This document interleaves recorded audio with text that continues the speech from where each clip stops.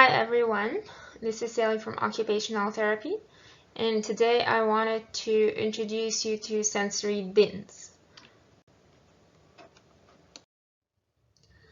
A lot of our kids at the school will present with sensory issues, and one common sensory issue is aversion to different textures and tactile sensations. So if you're things to look for that could indicate that your child may have some sensory aversions include things like getting irritated when they're washing their hands, or if they are getting upset with a harmless touch.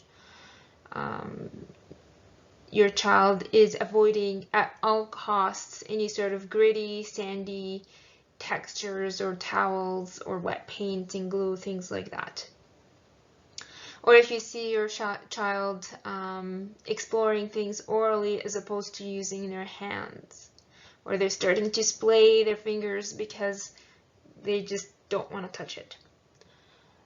Sometimes walking on tippy toes is also a sign that they can't tolerate the pressure through their feet, and they're trying to avoid that by walking on their tippy toes.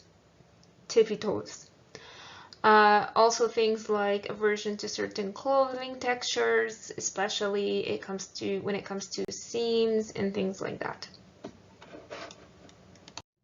So if you did answer yes to these kind of questions, you could have a child who is sensory aversive. They are overreacting to those different textures, and that would be otherwise not harmful or irritating. So these are kind of textures that most of us can tolerate okay.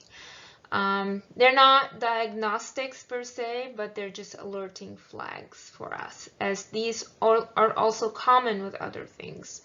So they're not to say that they must mean that your child has sensory aversion and that's it.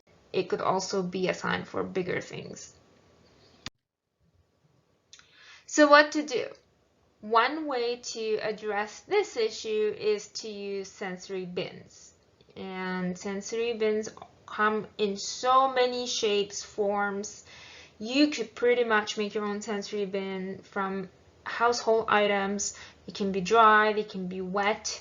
Dry bins can include things like plastic eggs, sponges, different kind of fabrics, dry beans, dry peas, rice, flour, chickpeas. Wet bins, on the other hand, can include anything that is in a dough format, so Play-Doh, the obvious things like water, paint, paper mache, whipped cream, pudding, etc. They also can include different textures. So under dry bins or under wet bins, you could have things that are either kind of rough or smooth in texture, or somewhere in between that spectrum. And you could have one kind of item or multiple kinds of item, like the picture on this slide. So now comes the next question as to how to use the sensory bins or the tactile bins. Typically, we want to start with something that is dry and smooth in texture. You want to expose the child with this texture for 10 to 20 minutes daily. You want to gradually progress them. So under the dry texture, we gradually progress to something that is from the smoother end to the more rougher end. And we do the same kind of progression in the wet side of bins. You want to make it fun and engaging. So you could use cars, boats, and trucks to kind of drive in between the different items you have.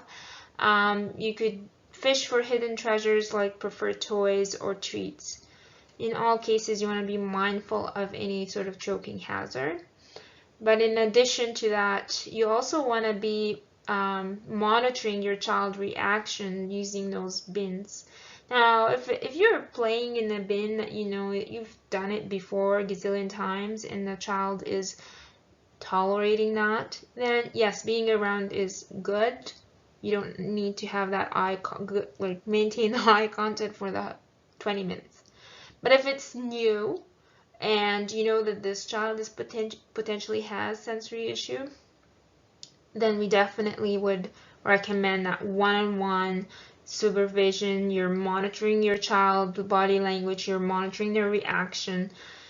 You don't want to leave them alone with something that they perceive as potentially very irritating and even harmful, because that's how severe their sensory aversion is. So let's say you decided to do a tactile bin at home and you're ready.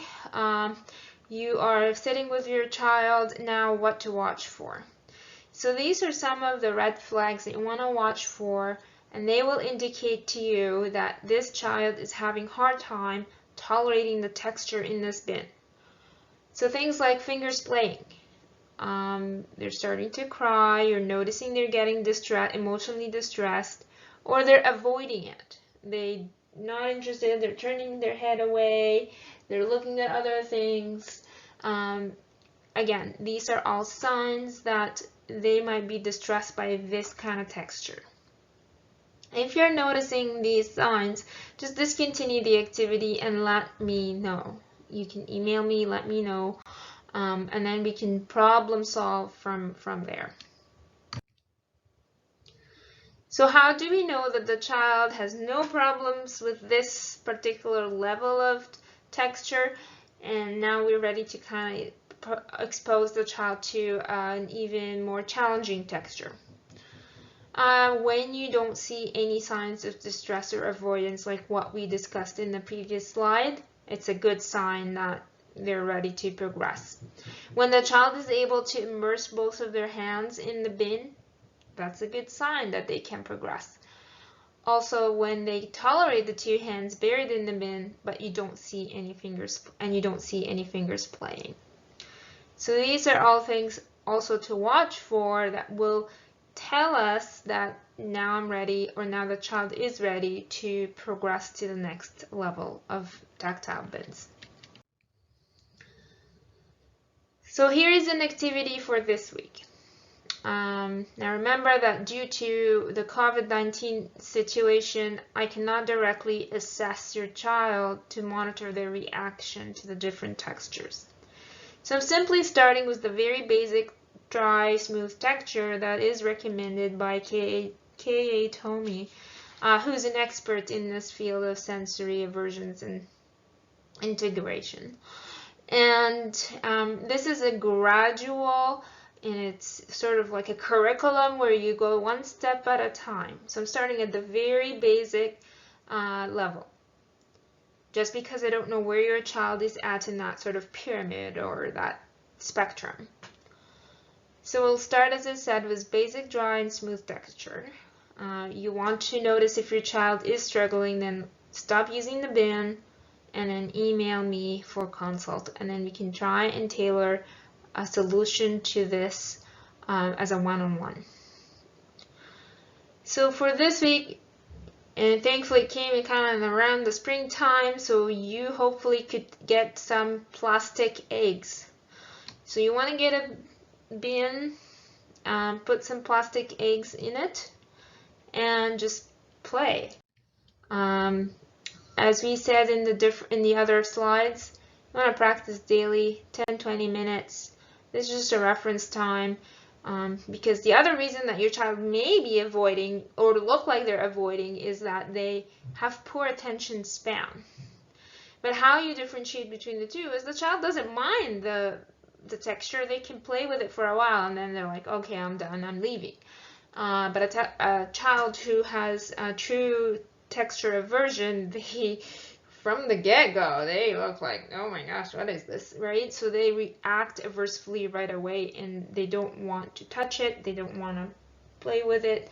They look like this is too much for me. As opposed to a child who plays with it, they just don't have the attention span to continue playing for 10-20 minutes.